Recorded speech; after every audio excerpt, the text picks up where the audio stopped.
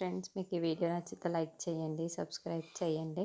వైజయంతికి paralysis లేదని రాత్రికి అర్థమైపోతూ ఉంటుంది. కేదార్ దగ్గరికి వచ్చేసి అత్తయ్య గారికి అసలు ఎటువంటి పెరాలసిస్ అటాక్ అవ్వలేదు, అత్తయ్య గారు నటిస్తున్నారు అని మొత్తం నిజం కూడా చెప్పిస్తూ ఉంటుంది. అవునా ధాత్రి అని కేదార్ చాలా షాకింగ్గా అడుగుతూ ఉంటాడు.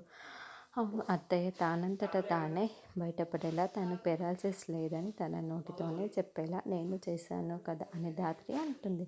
ఏం చేస్తావు ధాత్రి అని కేదార్ అనడంతో నువ్వే చూస్తావు కదా కేదార్ అని ధాత్రి అంటుంది.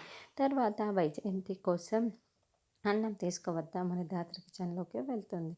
ఉప్పు కారం డబ్బాలన్నింటిని అన్నం ప్లేట్లో పెట్టుకొని ధాత్రి వస్తూ ఉంటుంది. దేవుడా, నాకు ఈ పెరాలసిస్ అటాక్ అయింది అని అన్నీ కూడా పథ్యం తినలే పెడుతున్నారు.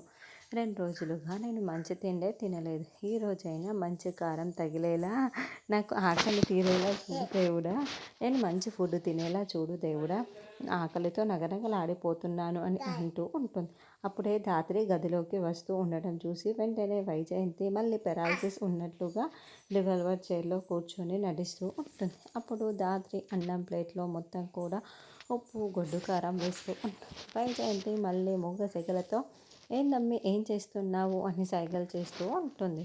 గొడ్డు కారం అత్తయ్య గారు, మీరు ఈ గొడ్డు కారంతో అన్నం తిన్నారే అనుకోండి, 2 రోజుల్లో జింక పిల్లలాగా లేచి గంతులు వేస్తారు, పరుగులు పెడతారు. ఇలా 2 రోజులు తింటే చాలు అత్తయ్య గారు, మీకు మొత్తం నయమైపోతుంది. అందుకే ఈ ట్రీట్మెంట్ అని ధాత్రి చెబుతూ ఉంటుంది.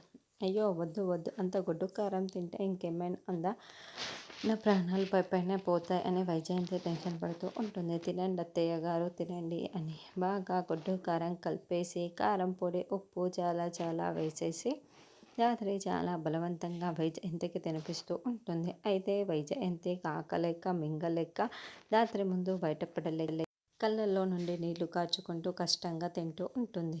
ఈ జగదాత్రి ముందే కుప్పిగంతులు వేస్తారా అత్తయ్య, ఇప్పుడు మీ అంతటా మీరే బయట ఎలా పడరో నేను చూస్తాను అని